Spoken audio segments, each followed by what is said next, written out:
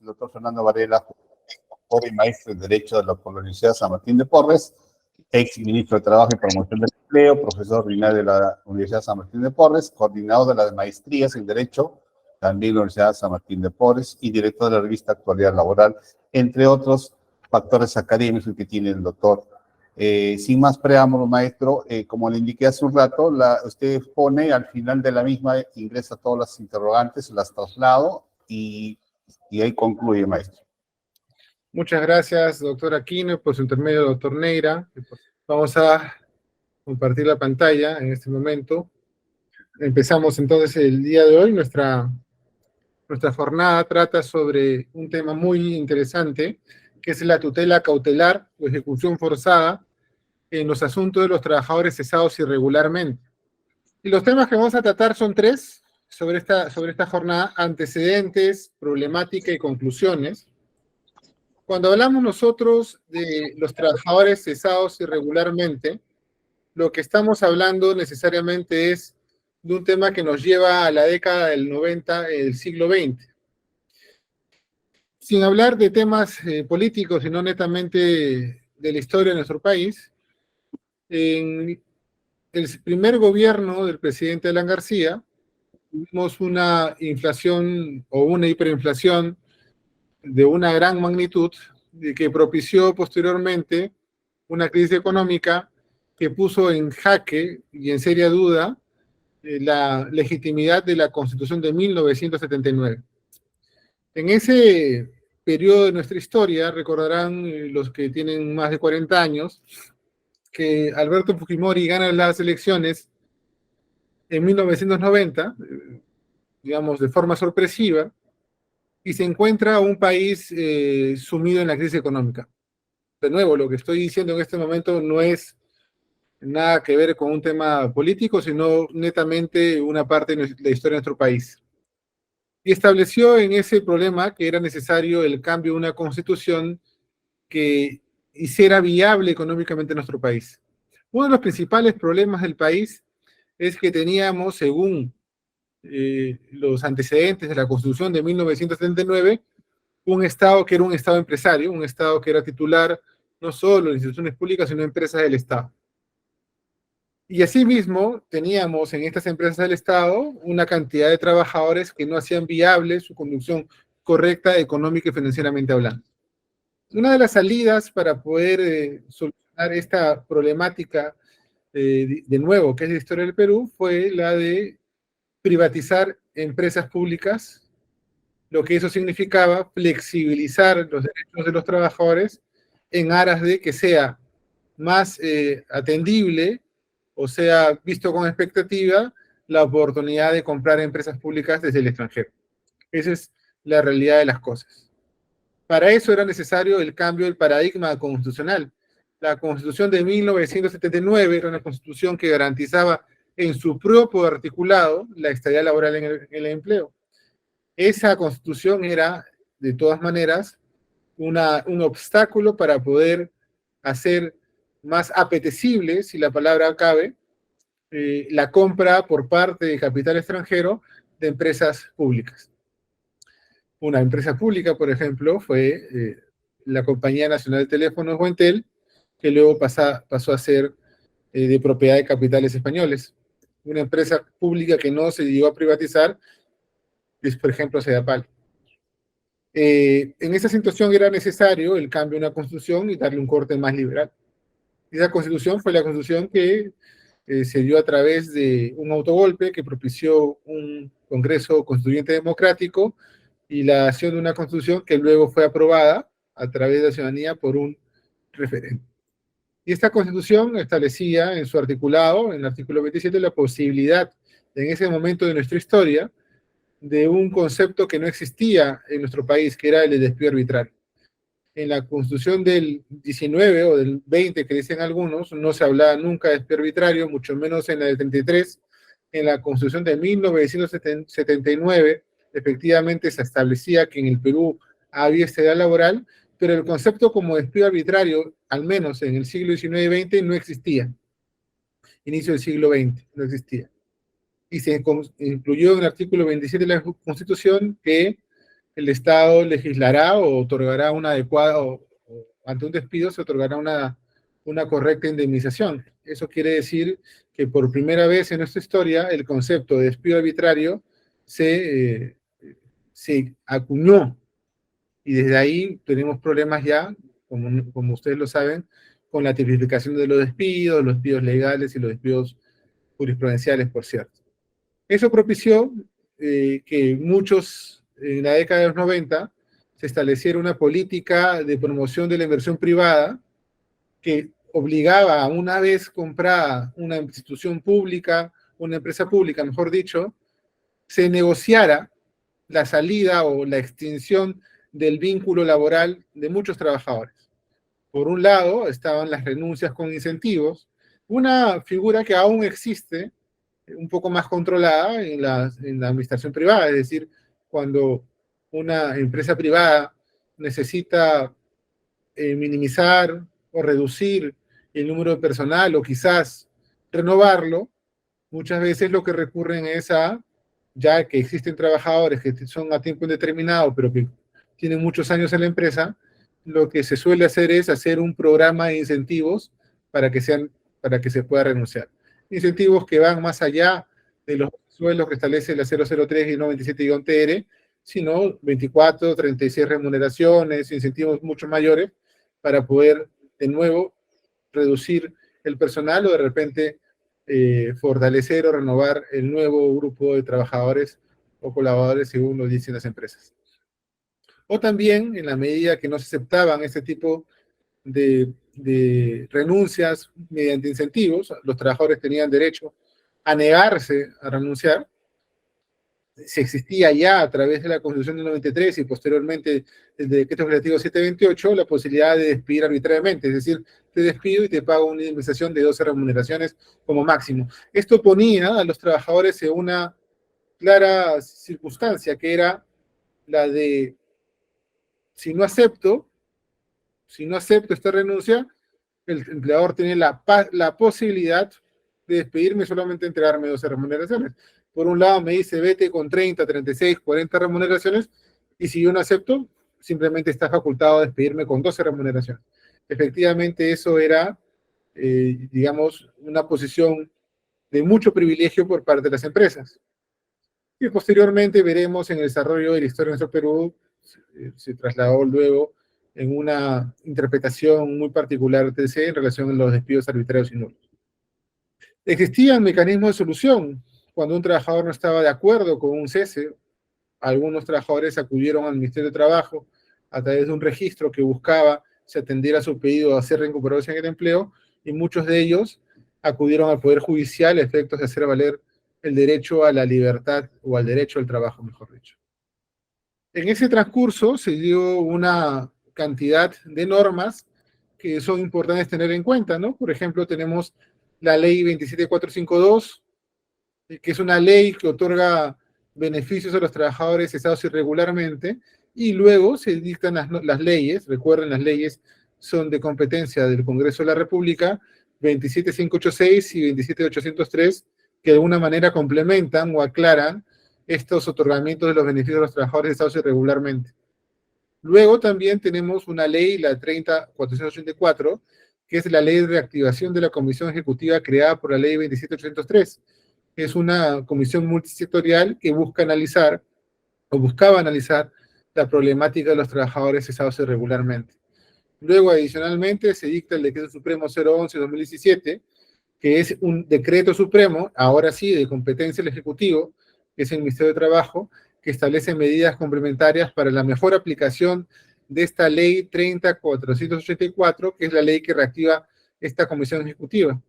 Luego también se dicta en el desarrollo del tiempo la resolución ministerial, de nuevo, que duda cabe, de competencia del Ejecutivo, que es la resolución ministerial 09-2017-TR, que es la aprobación del lineamiento operativo que establece los procedimientos y órganos competentes para la aplicación de la ley 30-484, que es una comisión que busca atender la problemática de trabajadores que desde ese momento de la historia han sido cesados irregularmente.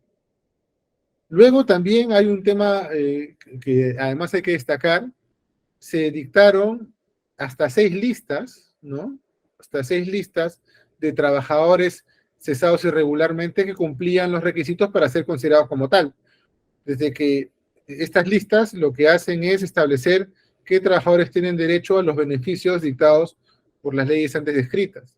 Entonces tenemos la resolución ministerial 347-2002, que es la primera lista, hasta la resolución ministerial 093-2023-TR, sexta y última lista. Si se dan cuenta, cerca de 20 años entre una norma y la otra. Esto es muy importante porque ya nos establece claramente cuál es el foco de la problemática.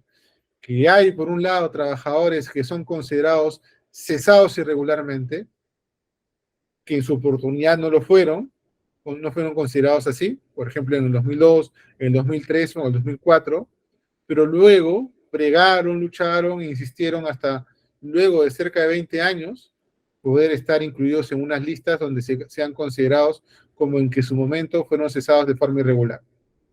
Lo cierto es que estos 6 listados decantan en un registro nacional de trabajadores cesados irregularmente que dieron la cantidad de 58.813 trabajadores. Estos 58.813 trabajadores fueron atendidos sus reclamos y a la fecha hay pendientes de atención 16.210 trabajadores. Esto quiere decir que el problema que el día de hoy estamos analizando involucra la imposibilidad hasta el momento de más de 16.000 trabajadores de poder cumplir con el derecho, se les cumpla con el derecho que tienen de ser o incluidos o repuestos en el empleo o otorgados, o de repente otorgados beneficios económicos, como vamos a explicar más adelante. Esto quiere decir que a la fecha se ha podido cumplir o queda pendiente de atención de estos trabajadores cesados irregularmente cerca del 27.6% de trabajadores que en su momento fueron incluidos en estas 6 listas. Claro, se dice que son 6 y última lista, pero al ser una lista, hacer normas que son de origen del Congreso de la República, nada nos puede asegurar que no exista una séptima o una octava lista en el desarrollo del tiempo. Hablábamos de los antecedentes normativos y hablamos de la ley 27.452. Esta ley dispone la creación de una comisión especial encargada de revisar los procesos colectivos efectuados entre el año 1991 al 2000, en la época de los 90 del siglo pasado. Esta comisión está integrada por los representantes del Ministerio de Trabajo, del Ministerio de Economía y Finanzas, de la Oficina de Normación Provisional ONP, que es una oficina adscrita al Ministerio de Economía y Finanzas, de la Defensoría del Pueblo y de los trabajadores de cada empresa incluida en el ámbito. Esta ley o esta comisión tiene unas funciones importantes, 5 destacables. Primero, determinar si los trabajadores al momento de su cese cobraron sus beneficios, es decir, si recibieron incentivos, o de ser el caso, acudieron a un régimen provisional, es decir, si lograron tener su jubilación. Es importante para destacar o poder establecer si tienen derecho a estar en la lista. Otra de las funciones de esta comisión es determinar el número de trabajadores incluidos en dichos procedimientos de forma individual. Cada trabajador tiene un expediente y cada expediente lo que se vela es que se cumpla con estos requerimientos. Esta comisión también determina si los procedimientos se ajustaban a la normativa especial aplicable, tiene que ver con las normas antes señaladas, y determina si los trabajadores cobraron sus beneficios, revirtieron incentivos o, en el caso, se dieron algún régimen provisional, como en el caso anterior. Asimismo, precisaron recomendaciones o sugerencias luego de evaluar los casos. Luego, esta ley 27.586, que es una ley posterior que busca complementar, también crea una comisión multisectorial, que en este caso es presidida por el Ministerio de Economía, la Secretaría recae en el Ministerio de Trabajo, ya luego están representantes de las municipalidades provinciales, la Defensoría del Pueblo, el Ministerio de Educación, el Ministerio de Salud, ¿no? Y la PCM. Esta ley, la 27.803, se aplica entonces a los ex trabajadores cesados irregularmente mediante procedimientos de cese colectivos. Esto es muy importante porque muchos trabajadores consideraban que al haber sido despedidos en los 90 en una época determinada, tenían el derecho a estar incluidos en una lista de trabajadores cesados irregularmente, cuando lo cierto es que la particularidad es que tienen que ser cesados en un proceso que, además de irregular, tiene como característica principal que se auspiciaba a través de ceses colectivos o grupales, como lo dicen en la doctrina española. Este Registro Nacional de Trabajadores Cesados, o sea, esta ley 27203, establece la creación de este registro y además establece la importancia de que se inscriban para poder acceder a los beneficios, lo que creó toda una problemática burocrática, en la medida de que, decíamos hace un momento, que los números inscritos de trabajadores inscritos en el Registro Nacional de Trabajadores Cesados irregularmente eran 58.813. Claro, desde ya esa cifra de cerca de 59.000 trabajadores es una cifra por demás muy alta, pero esto quiere decir que para llegar a esta cifra de 59.000 trabajadores en promedio, debieron inscribirse alrededor de 300.000 o un poco más de trabajadores. Es decir, esto creó un embudo, un problema burocrático de ir atendiendo y analizar individualmente, como decía hace un momento, se tenían que analizar casos de forma individual, si merecían o tenían los requisitos estos trabajadores para ser incluidos en este registro nacional. Entonces, eso era muy importante, porque ahí también hacer trámites administrativos recaían también en la posibilidad de apelaciones que luego tenían que ser resueltas y que hasta el momento incluso hay muchas apelaciones vigentes a través del Ministerio de Trabajo. ¿Cuáles son los beneficios del programa extraordinario? Esto es importante para luego analizar qué es lo que debe hacer el Poder Judicial o qué proponemos que deben hacer los juzgados ante la problemática. Son trabajadores que vienen luchando durante años por ser incluidos en el registro y que luego que son incluidos en el registro postulan un beneficio y luego este beneficio no es cumplido por el Estado. Esa es la problemática real en esta jornada. Y estos beneficios de este programa extraordinario por los trabajadores cesados irregularmente eran beneficios como compensación económica, ¿no? Ya no puedes trabajar, te doy esta compensación económica a efectos de que ya no se te incluya en una plaza en los cuadros de designación de personal de cada institución, reincorporación o reubicación, jubilación anticipada o adelantada y capacitación y reconversión laboral. Siendo que los tres primeros, la compensación, la reincorporación y la jubilación, son los pedidos más recurrentes, siendo que además el número 2 son los más importantes. La jubilación anticipada, digamos, no ha sido la que más han ido reclamando los trabajadores. Muy bien, hablemos de la tutela jurisdiccional efectiva. Ya tenemos...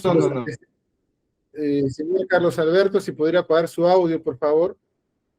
Es muy fácil, hay un botón, y ese botón simplemente se pone off.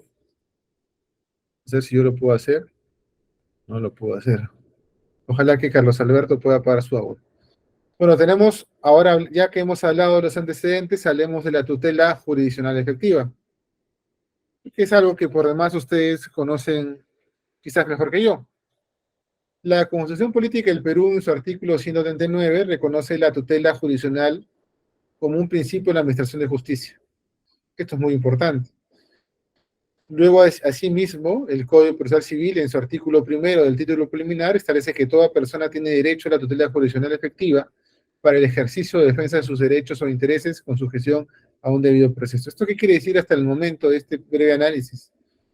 A menos en el caso concreto, que es de la exposición que estamos haciendo el día de hoy, es que estos trabajadores que fueron en su oportunidad cesados y que luego a través de las leyes del Congreso de la República tuvieron la posibilidad de que sean considerados a través de un procedimiento como cesados irregularmente, y que luego de haber sido incluidos en un registro que les otorgaba los beneficios de compensación económica, reincorporación, jubilación o capacitación, cuando luego de un proceso judicial lo requieren, tenemos entonces que el Estado niegue esa posibilidad, sin que muchas veces pueda hacer algo, o mucho, o poco, los juzgados o la justicia laboral, en este caso condición administrativa. Entonces, ese es el tema de la jornada. ¿Cuál es el contenido de la tutela jurisdiccional efectiva? Ustedes lo saben, el acceso a la justicia, las garantías en el proceso, la motivación de la sentencia, la doble o pluralidad de instancias, pero además, y la más importante en este caso, es la efectividad en la ejecución.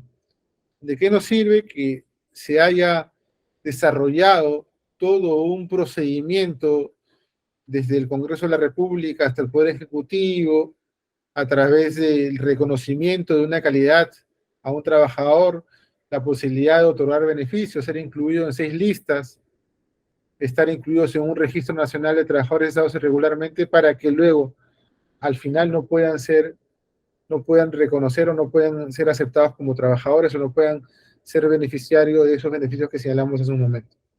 Entonces, la efectividad en la ejecución es lo que también vamos a tener que valorar y analizar en las conclusiones de la presente jornada. Ya el TC, el Tribunal Constitucional, ha establecido que mediante la tutela jurisdiccional efectiva, toda persona tiene derecho al acceso a la justicia buscando tutela para su conflicto de intereses. Eso lo dijo en la sentencia del Tribunal 8332-2013, ¿no? De un proceso de amparo. Asimismo, en la sentencia del Tribunal 763-2005, también de un proceso de amparo, se sostiene, argumenta, afirma que la tutela jurisdiccional efectiva permite el eficaz cumplimiento de la sentencia. Entonces, estamos decantando en antecedentes que desarrollan el derecho que tienen cerca a la fecha de 16.210 trabajadores para que sus sentencias se puedan ejecutar, que además es lo que se encuentra auspiciado en este concepto tan importante que es la tutela judicial efectiva, que es permitir el eficaz cumplimiento de la sentencia. ¿Qué podemos hacer para que nuestra sentencia, al final, sea cumplida de forma eficaz? Vamos entonces a la tutela cautelar, porque el presente caso tiene que ver sobre la tutela cautelar y la ejecución forzosa, o forzada, como dicen algunos. ¿Cuál es la finalidad de la tutela cautelar? ¿No? La doctora Mariana Ledesma, en el 2008, en el artículo de los nuevos procesos de ejecución cautelar, en el libro, en esta obra de Gaceta Jurídica, establece que la tutela cautelar tiene como fin garantizar la eficacia de los procesos. Eso es importante. La oportunidad para solicitar la tutela cautelar, ¿no? En este caso la medida cautelar del artículo 673, 677 del Código Civil de aplicación supletoria, es a pedido de parte, se concede antes del proceso, durante el proceso e incluso fuera del proceso, lo que algunos cuestionan con la ejecución.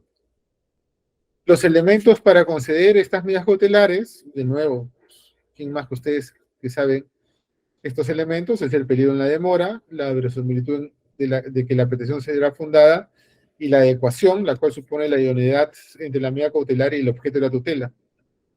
En los casos de los trabajadores cesados irregularmente, el peligro en la demora es que se trata del derecho al trabajar, el derecho al trabajo, el derecho a trabajar. Derecho al trabajo que en los casos de reubicación, por ejemplo, me cautiona el paso del tiempo la posibilidad de no poder acudir a mi familia económicamente o acudirme personalmente. La verosimilitud en estos casos están más que determinadas porque son trabajadores que ya se encuentran registrados a través de un procedimiento administrativo que otorgó garantías y que decantó en un registro nacional de trabajadores cesados irregularmente. Entonces, no hay mayor, digamos, conflicto, cuestionamiento. Pero el problema es que por más medidas cautelares que podamos otorgar, estas no sean cumplidas o no son cumplidas por el Estado. ¿Cuál es la problemática en el proceso de ejecución? Similares características. Se dan cuenta que al final quien tiene, digamos, la sartén por el mango, como decían nuestras abuelas, termina ser el Estado, que es el que establece y dice, bueno, no tengo una plaza presupuestada en mi cuadro de asignación personal, o no tengo presupuestado un beneficio económico, o no he hecho nada para tener programas de reinserción o recapacitación para los trabajadores, ¿no? O establecen criterios abusivos en relación a la posibilidad de una jubilación, o la propia jubilación per se, según la jubilación a la que tendrían derecho los trabajadores, no los anima pues a acudir a esa vía y buscan, a pesar de que algunas edades ya son cercanas a los 70, buscar una reubicación para tener mayores ingresos. Eso también se ve en el proceso de ejecución, ¿no? Hay una resistencia del Estado a la ejecución de las sentencias. Esta resistencia se fundamenta básicamente, cada caso es distinto, pero hay temas particulares, es en la falta de acreditación de las condiciones establecidas en la ley 27803 para ejecutar el mandato. Digamos que eso se resuelve a través del proceso contencioso, y por estar restringido por las normas presupuestales de la Nación emitidas por el Congreso de la República. Digamos que ya incluso el Tribunal Constitucional ha establecido que, si bien existe restricción presupuestal, también existe la obligación por parte del Estado o de sus instituciones de provisionar. ¿Qué significa provisionar? Es tener en cuenta o tener la certeza de que si soy demandado como Estado, mi deber es provisionar una posible contingencia. Eso se hace mucho en el ámbito privado. En el ámbito privado, que es un mercado distinto, que es una dinámica distinta a la del Estado, por cierto, cada demanda se encuentra provisionada. ¿Qué quiere decir? Podré tener al mejor abogado, considerar que tengo la razón, pero mi obligación como empresa es que si me demandan, qué sé yo, por 50.000 soles, tengo la obligación de provisionar contablemente esos 50.000 soles, quizás un poco menos si es que tengo que tratar de ajustarme. Y esa provisión significa que yo como empresa no puedo disponer de esa cantidad de dinero hasta que sea finalizado este proceso. Es digamos, una práctica seria que me permite, en la dinámica del mercado, donde yo puedo el día de hoy ser una empresa sólida, pero mañana me quiere comprar un capital extranjero, mostrar mis libros, decir, estos son mis ingresos, son mis egresos y son mis contingencias económicas. Cada contingencia me pone un precio en el mercado, pero además es una responsabilidad, es decir, decir, si voy a ser demandado, tengo que establecer cuál es mi provisión. El Estado no provisiona, a pesar que el TC ya ha señalado claramente que cuando hay una demanda es deber del Estado provisionar. No provisiona y siempre tenemos esa excusa de decir que no tenemos autorización presupuestal.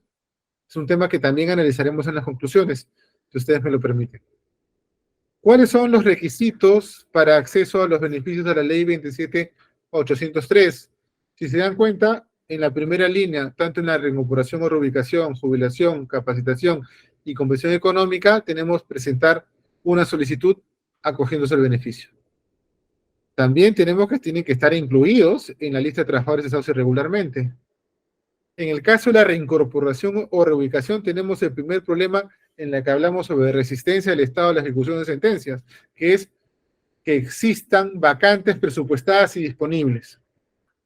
Eso es lo que se señala, que existan vacantes presupuestadas y disponibles. Es decir, tengo a los trabajadores ya incluidos en el registro, ya han presentado su solicitud de un derecho.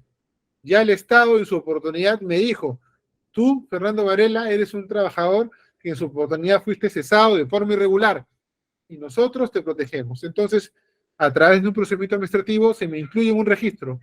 Presento una solicitud para un beneficio y se me señala que debe existir una vacante presupuestada y disponible. Y la respuesta del Estado es, no hay vacante presupuestada y disponible. Así es que cuando se presenta una medida cautelar, la respuesta es no podemos cumplir porque no hay vacante presupuestada disponible. Cuando se tiene la sentencia final y la queremos ejecutar, la respuesta es no podemos reincorporar porque no existen vacantes presupuestadas y disponibles. Y cuando se pregunta a través del ministerio a todas las instituciones públicas, se señala que no existen vacantes presupuestadas y disponibles. Y eso tenemos un gran problema, porque entonces, ¿para qué iniciamos un proceso y cómo así hacemos que se cumpla ese principio máximo de la tutela fundacional efectiva? Incluso también en la jubilación anticipada se presenta la solicitud, pero se debe tener 55 años en caso de hombres y 50 en caso de mujeres, que no es el mayor problema, pero en la práctica el mayor problema es haber aportado 20 años al sistema previsional. Y la pregunta es, ¿cómo puedo yo aportar 20 años al sistema previsional si en su oportunidad fui cesado irregularmente? Y quizás cuando trabajé en otra empresa, en esta informalidad laboral que tenemos, no tuve la posibilidad de aportar provisionalmente. Entonces la jubilación anticipada, como le decía hace un momento, no es apetecible para el trabajador. Tenemos la capacitación y reinversión laboral, y es el Ministerio de Trabajo que deberá celebrar convenios con las universidades e institutos tecnológicos no gubernamentales, si ese ser el caso, para capacitaciones. Algo que se conflictúa con la Ley de Modalidades Formativas Laborales, la Ley 28.518, que es una ley que además tiene la modalidad formativa de la reinserción laboral o reconversión laboral. Entonces ahí también no ha resultado apetecible. Recuerden que la Comisión Económica y la reincorporación son las más requeridas por estos trabajadores. Y para la Comisión Económica se establecen claros requisitos que van variando y son establecidos siempre por el Ministerio de Economía y Finanzas. ¿Qué es lo que nos dice la Ley de Presupuesto Nacional? La Ley del Presupuesto Nacional, que es una ley que se repite constantemente, primero impide la creación de nuevos puestos o plazas que no estén presupuestadas. Claro, en concordancia con lo que establece la ley y que es un claro impedimento para que funcione la tutela cautelar o la ejecución forzada. La respuesta clásica del Estado de decir, no hay más plazas y no puedo hacerlas. Y asimismo, la ley de presupuesto nacional prohíbe la incorporación del personal en el sector público por servicios personales y el nombramiento. Entonces, esto no, es un claro impedimento a nivel legal, a nivel sustantivo, para poder hacer efectiva el derecho de muchos trabajadores que, si se han dado cuenta, a lo largo, en su gran mayoría, más de 20 años reclamando por un derecho que les asiste. Podrá cuestionarse si fueron cesados o no, si hay una posición o no en esa época, pero lo cierto es que hay leyes dictadas por el Congreso, luego concordadas por el Ejecutivo, a través de estas 6 listas que deben ser cumplidas y hasta la fecha no se cumplen. Vamos a ver una estadística de la efectividad de la ejecución, ¿no? Acá tienen un cuadro ustedes, ¿no? Donde tenemos, por ejemplo, reposiciones a través de amparos 27, laborales 1, contenciosos, y tenemos que no hay una gran efectividad en las ejecuciones, ¿no? Y vemos en que este informe, que es la Defensoría del Pueblo, lo que nos permite establecer es que desde la década de los 90 se realizaron un gran número de quejas presentadas por la ejecución de sentencias contra el Estado. Y esto es algo que hasta el momento también se viene desarrollando, que es la posición del Estado de no cumplir con la ejecución de las sentencias. Tenemos algunos criterios jurisprudenciales, ¿no? El TC, en su expediente 01641 de 2013, establece los criterios para una sentencia estimatoria, ¿no? Ser un mandato vigente, las normas se encuentran vigentes, ser un mandato cierto y claro, no estar sujeto a controversia compleja ni interpretación dispar, ser ineludible y de obligatorio cumplimiento, ser incondicional y puede provenir de un mandato condicional siempre que su satisfacción no sea compleja ni requiera actuación de pruebas. Y en el presente caso, no se requiere actuación de pruebas. Son trabajadores, repito, que a través de normas dictadas por el Congreso vieron la posibilidad de que su cese ocurrido en los años 90 del siglo pasado sea considerados como irregulares, así postularon administrativamente a tener esa calidad, fueron incluidos en el Registro Nacional de Trabajadores Cesados Irregularmente, cerca de 59.000 trabajadores lo hicieron, o habiéndolo hecho tuvieron el derecho, otros se quedaron fuera, y no hay nada más que decir, desde que están en el registro tienen el derecho a los beneficios establecidos en las normas, que es la reubicación, que es la convención económica, o que es la jubilación y la reinserción laboral. No hay mayor situación compleja que impida la ejecución de estas sentencias. Asimismo, la Aclaración Laboral 95-91 del 2016 de Lima reconoce el procedimiento regulado por la Ley 27.203, establece que el procedimiento establece los beneficios de reincorporación, conversión económica, jubilación anticipada y capacitación laboral, pero además reconoce que el tiempo de servicio por el lapso de tiempo que el trabajador estuvo cesado regularmente, prácticamente contraviniendo lo que dice el artículo 12 de la ley 27.203, que determina que la reincorporación es un nuevo vínculo laboral. En cambio, la casación 95-91 establece no debe ser considerada así. El lapso del tiempo, al existir una irregularidad en el cese, tiene que ser considerada como tiempo debidamente trabajado.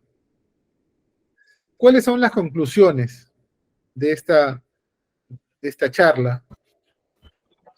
Y primero postulemos una posibilidad de solución procesal. A ver si Ninoska ya apagó el audio. Muy bien. Una solución procesal es la primera conclusión. Ustedes saben que la reposición a nivel cautelar es a pedido de parte, ¿no? Es a pedido de parte. Y en este caso, el juez, al otorgar la reposición provisional, tiene que tener en cuenta lo siguiente, que el requerimiento puede ser, si no es requerido por el trabajador por desconocimiento, el juez puede hacer una adecuación del pedido cautelar y requerir la reposición provisional del trabajador mediante un contrato administrativo de servicios temporal, lo que permite salvar la valla de que se dé el argumento de que no hay plaza presupuestada. No estoy diciendo que se renuncie al pedido principal, que es que se le establezca al trabajador o que tiene derecho a estar en una plaza previamente presupuestada, no.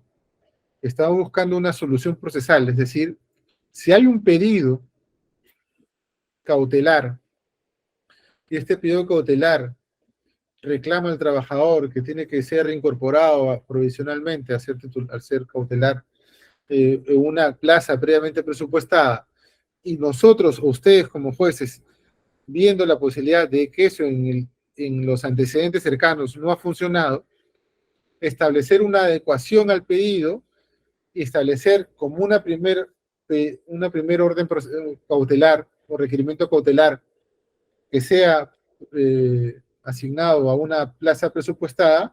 Dos, de no haber plaza presupuestada, que sea repuesto profesionalmente mediante contrato administrativo de servicios temporal, dejando a salvo, luego de finalizado el proceso, los reclamos de beneficios sociales, económicos o los que sean que considere el trabajador. De esa manera, estamos buscando de que se respete el derecho al trabajo, más allá del régimen donde se encuentre.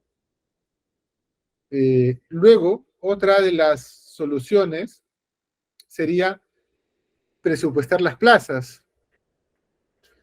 Y ahí es un tema ya de orden legal, no de orden procesal. Por eso decíamos que hay una solución procesal que es no solamente en lo cautelar, por cierto, que acá hay un error en nuestra presentación, sino cuando se trate de lo cautelar o de la ejecución, sostener claramente que si existe la posibilidad de una reposición provisional mediante un contrato administrativo de servicios temporal, se asigne ese puesto, dejando, como decía yo, pendiente la posibilidad de cualquier reclamo de beneficios del trabajador. ¿Cuál es la solución legal? Este es un tema de presupuestar las plazas, ¿no? Se debe considerar en el presupuesto de cada año fiscal la creación de nuevas plazas para incorporación de los beneficios y presupuestar el pago de las compensaciones económicas. Y acá tiene que haber una modificación necesariamente legal, ¿no? Una modificación legal en la cual exista desde el auto admisorio el requerimiento de que el Estado, la institución del Estado que está siendo demandada, garantice en un lapso de tiempo, digamos, para el mes de junio, para el mes de septiembre de determinado año, que si bien sigue litigando, si bien sigue cuestionando judicialmente, ha cumplido con la obligación de presupuestar la plaza. bajo un apercibimiento, ¿no? Eso es lo que se tiene que analizar a través de una norma, ¿no? Sí, un poco difícil que sea a través, sin soporte normativo, se pueda apercibir a las instituciones del Estado. Finalmente, ¿cuáles son las conclusiones entonces de esta jornada? La tutela cautelar y ejecución forzada se encuentran plenamente garantizadas en nuestro sistema jurídico. Eso es importante. Segundo, la ineficacia de la ejecución se debe a la imposibilidad del sector público de reponer a los beneficiarios en plazas no presupuestadas y vacantes. Eso es un cierto también, porque también están prohibidos por la ley del sector público. Pero, como tercera conclusión, se debe utilizar el mecanismo de la reposición provisional para garantizar la ejecución, y esto a través del contrato de administración de servicios temporales, que sería una vía, de nuevo, dejando a salvo el derecho del trabajador de reclamar los beneficios que le consideren correspondientes. Y luego se debe considerar dentro de la ley del presupuesto público de cada año fiscal la incorporación y pago de compensaciones económicas. Es algo que, si bien es una propuesta del Ejecutivo, queda en los miembros del Legislativo variarlo al momento de analizar la ley de presupuesto de cada año. Luego también existe la posibilidad de que se pueda modificar normativamente para que en estos casos se pueda solicitar, se requiera en un determinado tiempo que se acredite que ha habido una provisión de plazas o una provisión económica para poder garantizar la ejecución de las sentencias. Siendo así, yo quedo pendiente de las preguntas que puedan realizar el respetable público. Muchas gracias, mi estimado doctor. Vamos a iniciar rápidamente a ver a los asistentes sus preguntas a través del chat interno, por favor. Preguntas puntuales, y vamos a empezar, doctor, ya mientras nuestros asistentes ingresan sus preguntas. En lo que sucede en la práctica judicial, a veces hay trabajadores que ya están reconocidos en alguna de las listas y solicitan, sin embargo, emplazando o al ministerio, solamente al Ministerio de Trabajo, o solamente a su ex empleador solicitando la reincorporación. En consecuencia, hay un dilema si que de alguna forma se debería emplazar a los dos para poder llevar, digamos, un debido proceso. ¿Cuál sería su, digamos, la opinión en estos casos específicos, doctor? Considero, sin ánimo de adelantar opinión por el cargo que he tenido anteriormente, considero que deben ser emplazados en ambos ministerios, ¿no? En ambas instituciones tiene que haber un emplazamiento. Desde ya, el ministerio, su competencia es la inclusión en el registro, ¿no? Pero también hay que entender que el Ministerio de Trabajo y Promoción del Empleo es un órgano rector y tiene la posibilidad o la competencia o la facultad de requerir información a las demás instituciones públicas de cuáles son las plazas que tienen disponibles, ¿no? A efectos de cumplir con la reubicación de los trabajadores. ¿Esto a qué me refiero? Que el ministerio, aparte de lo procesal, doctor Aquino, tiene la obligación de acabar con este problema. 16.210 trabajadores todavía no encuentran la posibilidad de ser reubicados. Entonces el ministerio tiene que no renunciar a la rectoría a efectos de poder lograr que estos 16.000 trabajadores se incorporen. Luego están las instituciones públicas. Entonces yo lo que considero es que no habría problema, a veces exagerar es lo más correcto, de emplazar a ambas instituciones. Correcto, muchas gracias. Hay una pregunta aquí, doctor, dice la coacción. Porque uno de los argumentos de los trabajadores es que hubo coacción en su manifestación de voluntad de renuncia voluntaria. Y acá dice la coacción. ¿Cómo se puede exigir o probar la coacción al trabajador? ¿No cree usted que es una prueba hasta cierto punto imposible de probar? No, porque lo cierto es que hay dos como decimos nosotros, dos expedientes, ¿no? Por un lado, aquellos que ya están en el registro. Y aquellos que están en el registro no tienen nada que acreditar. Lo que decía yo, que se establecía el Tribunal Constitucional, no hay nada complejo que nos impida darles la razón. O sea, ellos han primero sido cesados, eso no está en discusión. Luego es el Poder Legislativo el que dicta normas que le dan una calificación a su cese de irregular.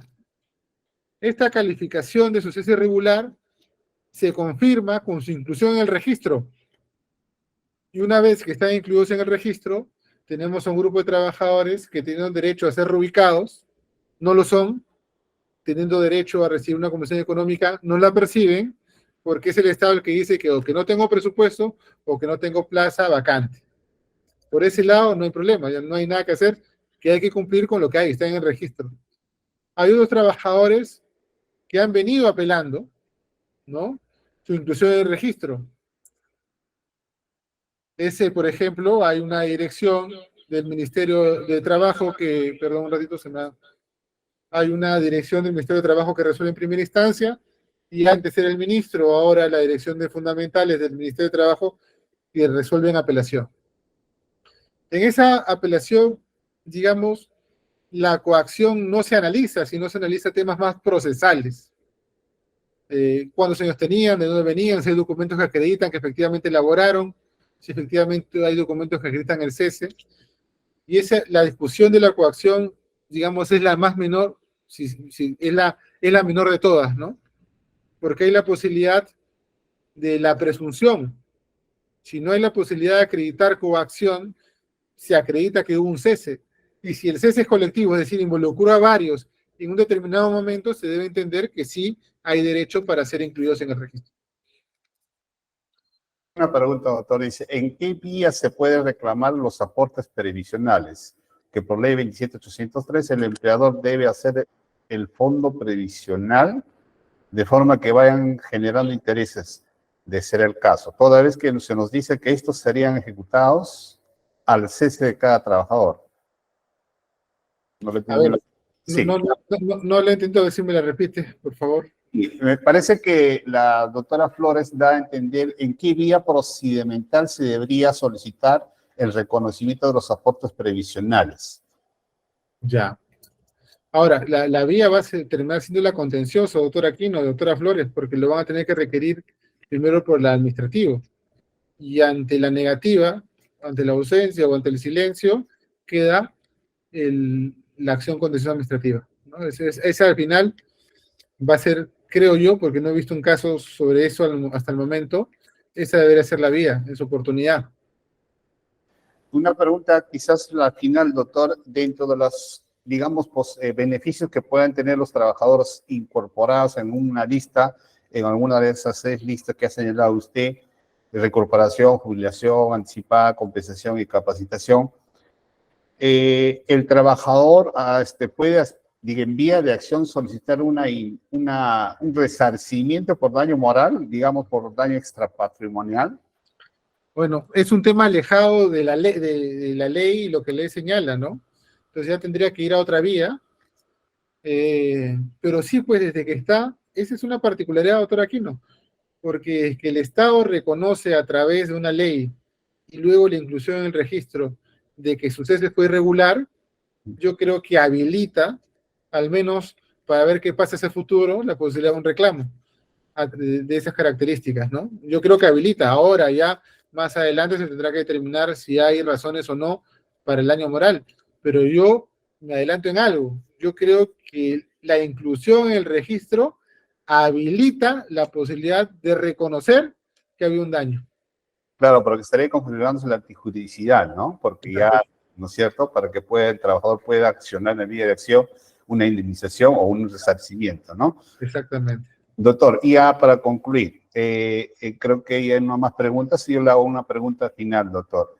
Tiene relación con la anterior, digamos, normalmente en los procesos judiciales se nos dice que el trabajador debe solamente al Ministerio de Trabajo para solicitar su reincorporación, por ejemplo. No puede interponer una demanda, con lo que dije hace un rato, a su empleador, sino tiene que ir en la vía administrativa. Digamos, no tendría competencia, a veces señalan las partes, el juzgado, para poder ordenar a su empleador, sino que el trabajador debe ir por la vía administrativa. ¿Qué opinión le merece, doctor?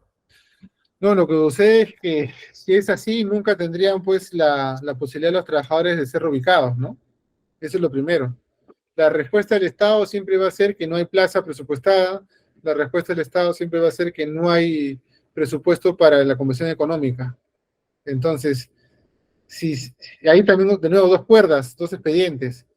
Los trabajadores que están en el registro, pero que luego no se hace nada para su inclusión, digamos, tienen el derecho eh, de que su posición sea atendida, es decir, que se ejecute ese derecho. Por otro lado, los trabajadores que no son incluidos en el registro tienen derecho a cuestionarlo, que no me incluiste en el registro, a pesar de que cumplo con todos los requerimientos. Ahí también hay que tener en cuenta que también hay un gran bolsón de trabajadores que no están incluidos en el registro, pero lamentablemente muchos de ellos, para ser ciertos, no han apelado en la oportunidad. Son temas que, proceduralmente, ustedes saben, si no se apelan en la oportunidad, van a perder toda posibilidad de reclamo. E irán seguramente al contencioso y el contencioso dirá, oye, tiene razón el ministerio, entre tu primer pedido de inclusión y tu apelación se venció el plazo, no hay mayor problema. Pero ¿qué pasa con aquellos que sí tienen derecho? O sea, nos quedamos en lo administrativo, ¿no? También tenemos derecho a reclamarlo a través de la vía jurisdiccional. Claro, efectivamente, doctor. Muchas gracias, maestro. Muchas gracias. Doctor Aquino. Muy amable por su brillante exposición, siempre agradeciendo su predisposición de colaborar con nosotros a la escuela que está como editor el doctor José Nilo Flores, doctor. Muchísimas gracias. Yo les agradezco a ustedes por la oportunidad. Me comprometo a seguir trabajando con ustedes las veces que estimen conveniente, pero solo resaltar finalmente, a la fecha son 16.210 trabajadores pendientes de atención. Algo hay que hacer.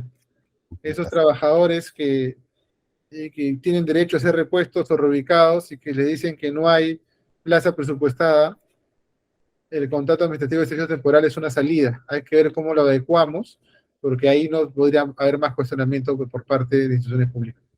Sí, justamente el tema, este foro es justamente tener algunos elementos para los operadores jurídicos, doctor, justamente para, digamos, refrescar y otorgar los derechos de los trabajadores, en este caso, ¿no? Muchas gracias, doctor. A ustedes, muchas gracias. Buenas noches a todos.